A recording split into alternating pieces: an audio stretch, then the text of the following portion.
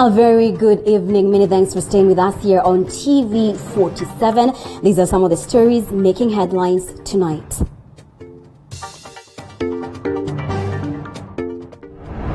The Jubilee conundrum. Deputy President William Ruto dares Raila Odinga supporters who were in Jubilee to quit the ruling party and join ODM as Oscar Sudi hints on a possibility of Tanga Tanga ditching Jubilee. Crash survivor delivers twins. Kakamega Road crash survivor delivers twins at Webuye Hospital days after an accident that left 7 people dead and 14 others seriously injured. Who owns the cows? Police turn to science to determine the true owner of 2 Frisian cows that are claimed by 2 farmers in Nakuru County. The cold eviction. And tonight we bring you the silent horrors meted on thousands of Naivasha residents by a swollen lake that has inundated homes and businesses.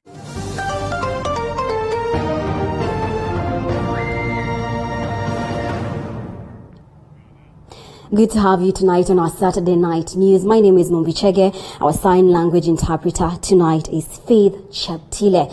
Deputy President William Ruto has asked a section of Jubilee leaders not contented with the party affairs to quit the party.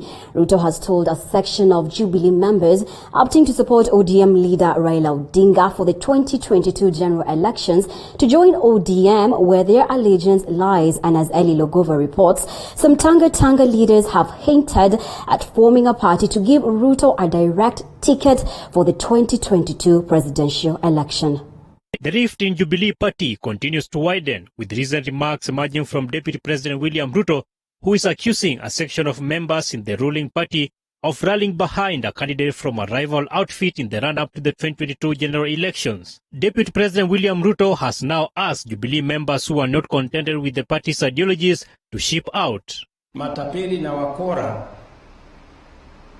hawawezi eti kunipatia masharti, eti kunielekezea ati vitisho, ati kunishurutisha. Mnanishurutisha jameni kama nani? Mimi nimechaguliwa na watu milioni 8, nyinyi mmechaguliwa na nani? Kazi ya naibu ya rais ni kazi ambayo ni ya kutumikia Wakenya milioni 45. Matapeli na wakora wawachane na mimi. Niko na shughuli ya kufanya. DP Ruto has further made his stand firm, saying he's not shaken by the negative energy emanating from people he preferred to as power brokers who are not supporting his bid for 2022. The Deputy President has also called on Jubilee leaders allied to his 2022 presidency to stand firm in the wake of intensified intimidation and coercion. Mtafuteni mwingine wa kutisha na kushurutisha. Sababu hii Kenya iko na sarakasi ya maajabu. Calls for constitutional change took center stage during DP Ruto's visit to Nyali constituency Saturday, with the Tanga Tanga leaders faulting plans to review the constitution, saying it was not a priority at a time when Kenyans are suffering from extreme poverty and unemployment as a result of the COVID-19. Wazee wazima na fikra zao, heshima zao, leo watakaa kila siku wakipanga njama dhidi ya mtu mmoja ili waweze kuchukua uongozi wa faidi wao wenyewe.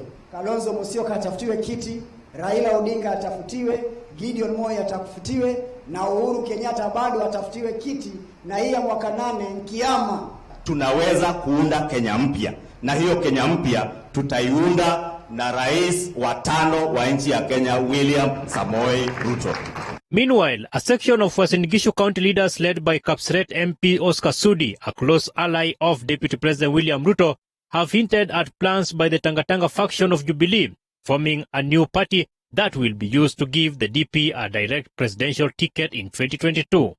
Hata nimeongea na wao kwa sababu wanasema hawataki kusikia mtu mwingine anaongea kando na maneno ya William Ruto. Na nataka ni kujibu, Jubilee ni chama, ni karatasi. Chama yetu ni William Ruto na William Ruto ni chama yetu. Na sio lazima tutumie Jubilee. Tutatengeneza makaratasi zingine kama ile Jubilee. So hiyo sikustua hata kidogo. DP Ruto's recent visit to the coastal region has been viewed as a means of strengthening his 2022 presidential bid at a region that has for long supported ODM leader Raila Odinga. Eli Logova, TV47. Now away from politics, it was joy and jubilation at the Webuye County Hospital after one of the Kaburungu accident survivors delivered twins just 5 days after surviving the tragic accident that claimed 8 lives, leaving 14 others nursing serious injuries. As Mulindi Kerry now reports, the family of Caroline Nekesa is elated even as the burial of the 8 others who succumbed continues across Kakamega County. Caroline Nekesa, a hawker along Eldoret-Webuye Highway and a survivor of the last Monday's tragic accident, could not hide her joy as she delivered twins at the Webuye County Hospital, where she is recuperating. Sasa venye nilianguka hivyo, wenzangu walikuja wakanishika, wakaniweka kwa pikipiki, hawakujali mambo ya Land Cruiser, wakanileta mpaka hapo hosi. Wakaniweka kwa X-ray kupima, yenyewe watoto walishtuka, lakini ukaendelea kunitibu madaktari hapo. Ni kama miujiza kwa sababu siku zilikuwa zijafika. Venye mmenitembelea hivi nimefurahi sana, mbarikiwe siku zote za maisha yenu. Nimefurahi kwa sababu despite the fact that tumepoteza maisha, mama leo nimekuja kumuona. Kuna mama mmoja ambaye anaitwa Naliaka, mama amejifungua mapacha, watoto wasichana, na ukiona maisha imetoka na maisha ingine imeingia, huyo mama ametuletea baraka, na ni baraka kwa Mungu kwa sababu kupoteza na kupata, Mungu alikuwa na sababu. This comes at the time when families of the deceased traders continue with burial ceremonies across the county. Political leaders are portioning blame to Governor Oparanya for not setting up proper infrastructures for small-scale traders in the county. Sisi kama viongozi, we have failed Kenyans. We have failed Kenyans, mimi nikiwemo.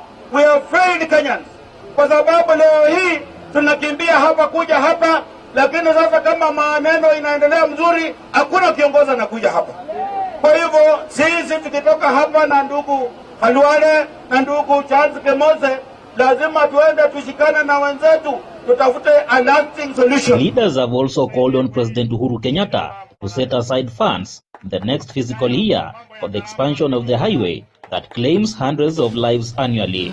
President Uhuru, tunataka katika budget ya mwaka ujao uweke pesa. Tunaomba hii barabara kutoka Chimoi mpaka Kaburengu mpaka Webuye uweke iwe barabara mbili, kitu ambayo inaitwa dual carriage. Mulindi Kerry, TV47 in the county of Kakamega. And Deputy President William Ruto has strongly condemned the mismanagement of funds at KEMSA meant to cater for COVID-19 intervention. The Deputy President has called upon the investigating agencies to take up the responsibility and ensure the culprits are brought to book. Mabroka, mumekula pesa ya dunia hii, wafisadi wakubwa, mpaka mnaenda mnakula hata pesa ya watu wagonjwa.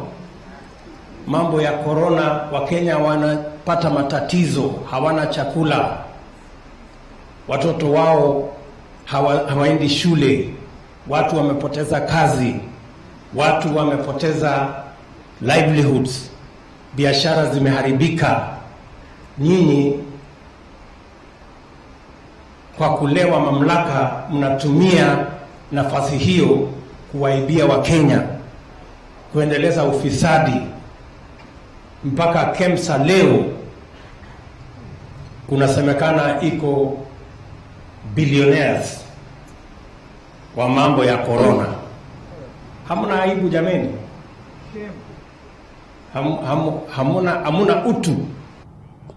Now, the government has launched the Nairobi Rivers Sewerage Improvement Program Phase 2, set to be completed in 2023. This comes after the successful implementation of the Nairobi Rivers Sewerage Improvement Program Phase 1, which increased sanitation coverage from 40% in 2012 to 48% by 2017 for improved public health and sustainable environment. The Waterworks Development Agency, which is the implementing agency, says says that the project will see the rehabilitation and construction of wastewater treatment facilities, construction of 220 kilometers of sewer reticulation network, including fecal sludge management infrastructure, and construction of 50 ablation blocks and rehabilitation of 50 ablation blocks in Nairobi informal settlements. The project is funded by the government of Kenya, the African Development Bank, and the French Development Agency to a tune of 11 billion shillings. Water and Sanitation by PS Joseph Irongo says the project will help reduce the amount of wastewater that ends in rivers. To do the second phase, so that we can bring all the sewer from the Kikuyu, from Ruaka, from Kahawa, Endani, all those estates, Mweki, Zimmerman, all those. They will take their sewer to the Ruai phase 2. So that is what we are looking forward to. We want to look into the future of this city. It's a growing city. Today it has 5 million residents. It may grow to 10 million or even more. So we have to know how to manage our sewerage. For now, and we are told that 80% of the water that comes ends up being wastewater. So where do we take that wastewater? Unless we develop Ruai, we bring in that phase 2 of the water treatment plant, we bring a phase 3, because the RAD is there, then the waste may end up in rivers. It has been almost 5 months since learning institutions were closed due to the COVID-19 pandemic that has continued to bite many people economically across the globe. But all is not lost for a Moi University student who was to graduate this year after completing her Bachelor's of Education degree program. She has become an encouragement to many youths after she decided to start shoe shining business in Eldoret town to earn a living. Helen Muhonja has been waiting for close to 6 months to hear the announcement by the government that schools will be reopening soon for her to graduate after completing her university education at Moi University as a teacher. Nilikuwa mwanafunzi katika chuo kikuu cha Moi University. Nilimaliza mwaka uliopita lakini sikuweza kugraduate kwa sababu ya corona. But the wait became long and the support she used to get from her parents financially stopped. Fikiria njia nyingine ya kuweza kulipa bills, nikaonelea kwamba kazi ya kubrush viatu itaniwezesha vizuri na capital yake ni ndogo sana ya kuanzisha. With only a brush and shoe polish that cost her a few hundred shillings, she started this business. In order to support herself, she first started selling handbags, a business that didn't go very well. Natafadhalisha sana ya kubrush viatu kwa sababu najua kwa siku sitakosa fare yangu ya kurudi nyumbani, sitakosa kitu cha kukula usiku na sitakosa hata kama ni 200 ya kuweka kwa savings account. Kwa sababu saa zingine nilikuwa natembea siku mzima na unapata sijauza bag yoyote. Her business is now doing well and she has become a competitor to many of the men who have been in the shoe shine business for many years in the streets of Eldoret. Helen has challenged college and university students to start small businesses that don't require them to have a lot of capital in order to keep them busy and help them be self-reliant during the COVID-19 pandemic period. The only challenge for her are the Uasin Gishu enforcement officers, who she says have arrested her several times. Wakikuja inabidi tumetoka tumeenda kujificha ama yani ni kungangana tu kupambana na wakati ile wakati kidogo ukipata unafanya kabla wakupate ukishughulika hapa hivi. She has become an encouragement to many young people in Eldoret like Samira Wanjiko, who is a student at Eldoret National Polytechnic undertaking a human resource management course. Nasoma Eldoret National Polytechnic, nilikuwa third year, I was in my final year. Wasichana wengi wenye tulisoma nao na wako nyumbani, wengine huwa tukicommunicate wananiambia wewe unafanya nini, unafanya kazi gani, unaifanya aje, si hata mimi unitafutie kazi. Kile mimi huambia ni at least wa find something ya kufanya, wasikae tu nyumbani kwa sababu sasa hata kutafuta kazi ni ngumu, kupata kazi na ni ngumu kuajiriwa na mtu. Calvin Chitwa, TV47, Uasin Gishu County. Quite an encouraging story there. Thank you so much, Calvin Chitwa, for that report. Many thanks for staying with us here on our Saturday night news. Let's take a short break. We'll be back with more in just a moment.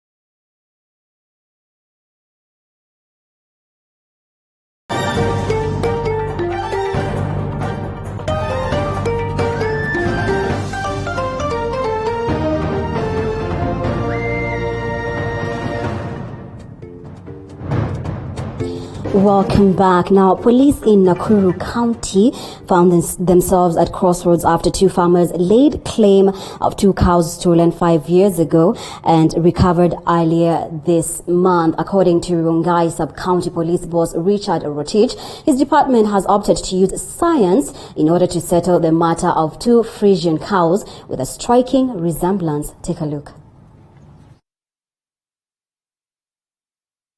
In a bizarre incident in Nakuru County, the police have been forced to turn to science in determining the true owner of two cows. According to Rongai Sub-County Police Boss Richard Rotich, the police found themselves at a crossroads after two farmers laid claim on the Frisian cows found on August 10th this year along the Nakuru-Eldoret highway. A dispute of ownership. Two people are claiming the same animals. We have talked to the two farmers.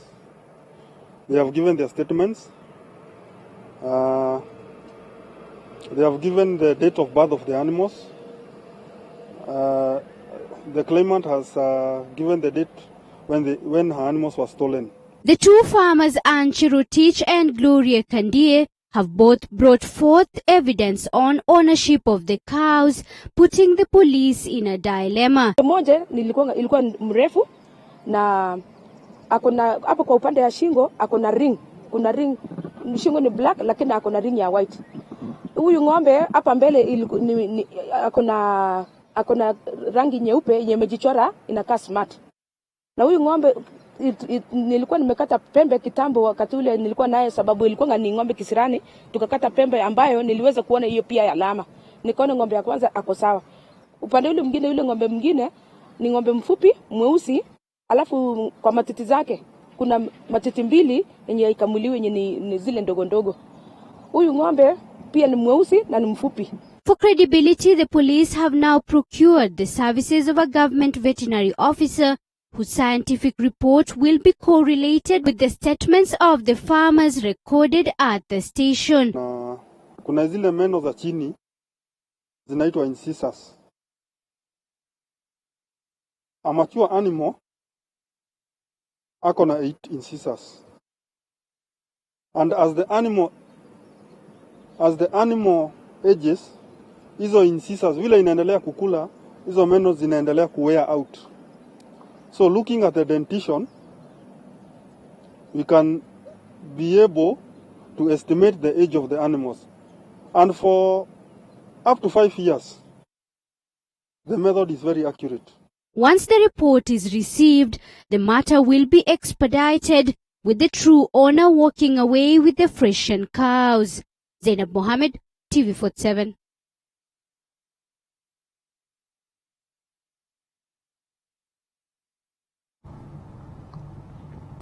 And in our special report today, now months after the rains ceased in Naivasha and its environs, ironically, Lake Naivasha that sits at the heart of the vast area has been gradually swelling. A floods crisis already experienced in Naivasha's Kihoto estate has seen thousands of residents relocate. The situation is worsening and more residents could soon be shown the door by the encroaching waters of Lake Naivasha in the coming days. The relentless damage has also disrupted activities in the Naivasha's public landing beaches, with residents and experts unable to solve the flooding irony in the midst of a dry season. Our reporter David Modhoka toured the Rift Valley Lake in a bid to explain the mystery that is Lake Naivasha in the special report, The Cold Eviction.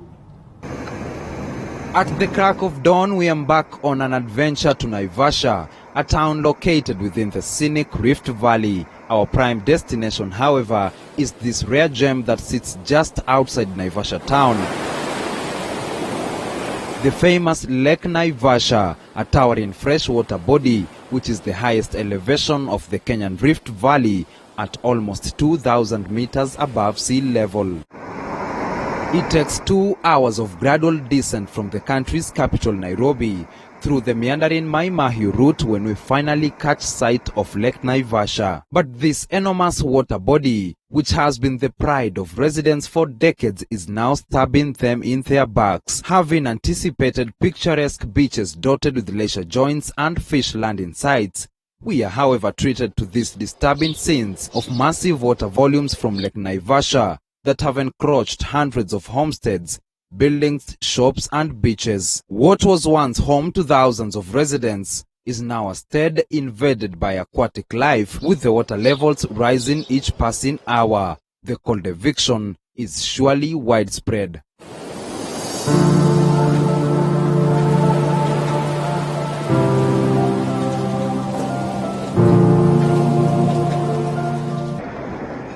This is Kihoto Estate, located in the outskirts of Naivasha town. It is an estate that sits deep by the shores of Lake Naivasha and literally home to thousands of residents, most of whom are low-income workers in Naivasha's flower farms. In the past 2 months, however, this estate, which has for decades not only been a source of shelter to the inhabitants, but an epitome of comfort, is a shadow of its former self. It has become an estate torn by floods originating from the neighboring Lake Naivasha. Dozens of people have since moved out, and what we are treated to are these deserted, shadowy ruins. The water levels are unrelenting, rising every day, posing a threat to evict more residents living in the upper sides of the shores of Lake Naivasha. The residents are also at risk of contracting waterborne diseases, among them cholera, with sanitation here the least of their worries. Now, from where I am standing, you will get the impression that this is right inside Lake Naivasha. But believe you me, that is not the case. And right beneath my gumboots is pure tarmac that leads to a number of residentials inside this Kihoto estate. A number of people have been forcefully evicted by the encroaching waters of Lake Naivasha, whose water levels continue to rise by the hour. Others remain adamant that they are going nowhere and that these water levels will somehow miraculously disappear. To these residents who hoped that the floods will somehow spare them, abandoning their homes is now a matter of when and not if. Their battle with the waters, they say, is a predetermined one, and that they are simply clutching at straws. The encroaching waters are now a constant reminder that they are next in line on the chopping board. Despair is written on their faces as they term these floods as an unimaginable phenomenon that never seemed to ever knock on their doors for the decades that their generations have lived here. Hiyo miaka nimekaa, kuna sijaiona kitu kama hii kimetokea, kwa sababu hapa Naivasha kumekuwa mvua ikinyesha, na mvua inanyesha mingi, El Nino ilinyesha, haikuja. El Nino ikinyesha unakuta kumejaa maji, kifika dakika kama 10 imeisha yote. Sasa hii kitu kimetokea juzi, hatuwezi sema ni mvua imelete, hatuwezi sema si mvua, tunasema ni kitu kilitokea ambaye hakieleweki. The irony in it is that the floods have proved to be dominant at a time when the dry season is already on its due course, and with the inlets into Lake Naivasha gradually drying up. Speculations are rife that these floods could be an irreversible and natural mystery. Wakati tulijenga hatujapata taabu yeyote ya maji, lakini ninashindwa ni nini inatendeka katika ulimwengu. Kwa sababu jana nilisikia huko Baringo ziwa linapanda, tukasikia Lake Nakuru imepanda, tukasikia Elementaita imepanda, hata na Lake Nakuru imepanda. Kwa hivyo kuna kitu inatendeka katika ulimwengu ambacho hatukijui ni kitu gani. Na sasa tungeomba kama ni serikali itafutia watu mahali pa kukaa wenye ploti, ili wa kwamba hao watulie katika mioyo yao. Mimi si kuja wala nini, mimi ni kuzaliwa. Mimi venye najua Lake Naivasha, mimi naijua ikiwa kwa umbali sana kutokana na penye iko. Naona sasa ni kilomita 2 hii maji kuwadia kuwa hapa. But unlike those who have clung to some hope, literally unmoved yet, others have already thrown in the towel. We meet 57-year-old Perpetua Wanjiku Gitonga adjusting to a new way of life in her new home in Naivasha town, where she currently resides with her 92-year-old mother. We find her familiarizing herself with the new surroundings, an estate owner in Kihoto area, where she has lived for more than a decade now. Wanjiku describes to us the fateful moments leading to the very morning when she and her mother felt they could not hold much longer. The waters, covered in a thick green blanket of hyacinth, had already eaten into every inch of their compound, and it had to take the intervention of a boat for the two to be rescued, salvaging what they could in a quest to find a warmer abode. Wanjiku terms the ordeal as something she would not even wish on her worst enemy. Sasa levo ya maji nje ikawa kubwa. Mwaka ukiingia na gambut, tunaona kama maji itaingia kwa gambut. Tukaona sasa choo imejaa. Nje kuna maji. Hatuwezi tukawa samaki wala hippopotamus. Kwa hivyo tukaona hata tukipenda kukaa hapa kwetu tutajisaidia wapi? Ukitoka nje, kwa sababu kutoka nje ni kama hapa na pale kuko na zile shops. Nyumba iko hapa. Hapa ni lazima upite. At Karagita Public Beach, more shocking scenes await, with the coronavirus pandemic having already dealt a blow to the hospitality department that once thrived here. The lake floods seem to have landed the final nail on the hospitality coffin. Business centers here are nearly submerged to the brim, and the business people here fear that they could be periodically pushed further into the mainland. Juu hatukuwa already ready kutoa hizi vitu zetu, tulikuwa tumejenga maduka, tumejenga mahoteli kubwa, maempeza zetu zikaenda na maji. The rising waters also pose another threat to these residents: human-wildlife conflict. As the water levels increase, so do water animals move nearer to the mainland. Reports of people who have been ravaged by hippos and crocodiles have been Lake Naivasha's Achilles heel for years. The residents are now even more worried that these animals could eventually turn up the heat on them. Wale wanyama tuseme kama hippos wanatoka kukula pale. Tuko na wanyama kama waterbirds ambao wanakaa kando ya ziwa. Saa hii hawana kwa kuenda, wameingia kwa mashamba. Hata juzi nilishuhudia na hapa shamba fulani ambao sitaitaja. Shamba fulani au masoldiers wakipiga wale wanyama. Na hao wanyama wanapigwa, hawezi rudi kwa maji. Say the lake levels was at along this railway line.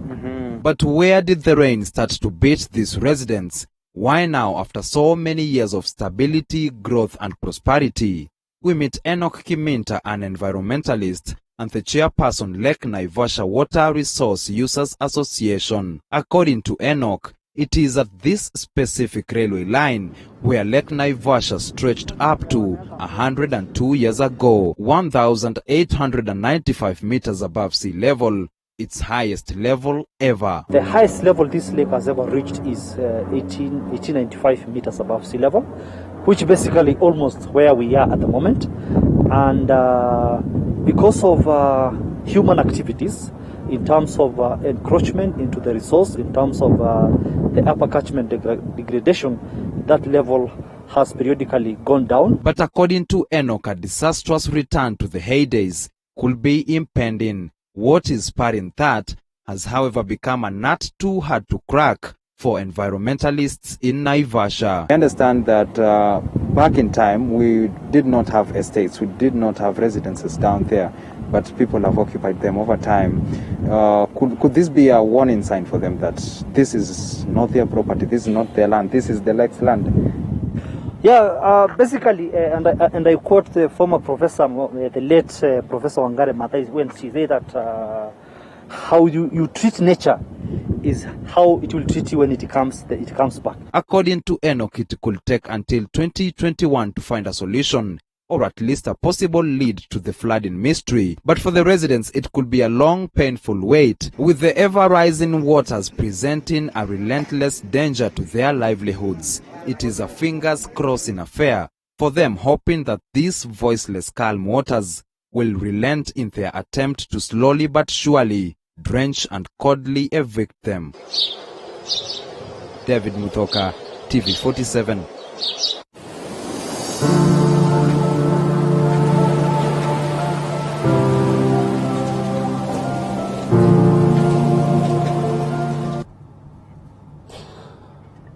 Quite a mystery there, and really, really unfortunate what the people of Kihoto in Naivasha are going through. A situation that really, really needs a solution. Many thanks for that report, David Muthoka. Thank you so much for staying with us here on our Saturday night news.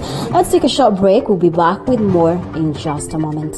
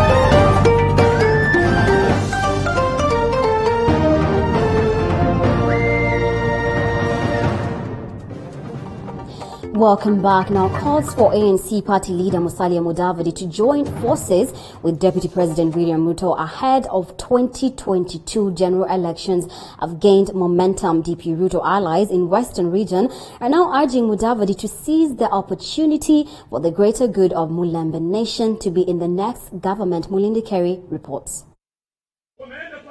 The leaders drawn from across Western region counties meeting with Kakamega residents at Matungu MP Justus Murunga's residence in Mumias now say the window for Mudavadi to join forces is fast closing, urging him to swallow his pride and join Ruto for prosperity of Western region once they form the next government.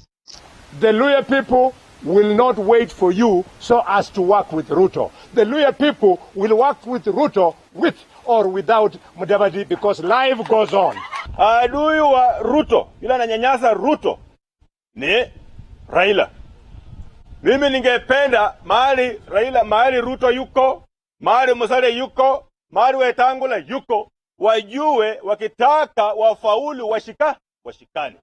However, Matungu MP Justus Murunga has assured the Tanga Tanga team that Mudavadi is willing to join forces with like-minded politicians, and when the time is ripe, he will make the bold move. Ndugu zangu, nyinyi ni wazee na mshatongoza wasichana. Ukikutana na msichana uone roho yako inapenda yeye na uanze kumtongoza, na hiyo dakika, baada ya kumtongoza dakika hiyo, anakubali, unamshika mkono, unampeleka kwa nyumba ama unampeleka kwa miwa, huyo ni malaya. Ndugu zangu Washali, ndugu zangu Wanyama, ndugu zangu Malulu, wacheni tuendelee kutongoza Musalia.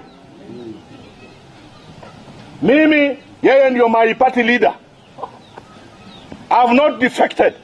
Also present in the meeting were Webuye West MP Dan Wanyama and his Mumias East counterpart Benjamin Washali, who called on President Uhuru Kenyatta to crack the whip on Jubilee Party Vice Chair David Mrathe, accusing him of derailing Kenyatta's promise to Kenyans.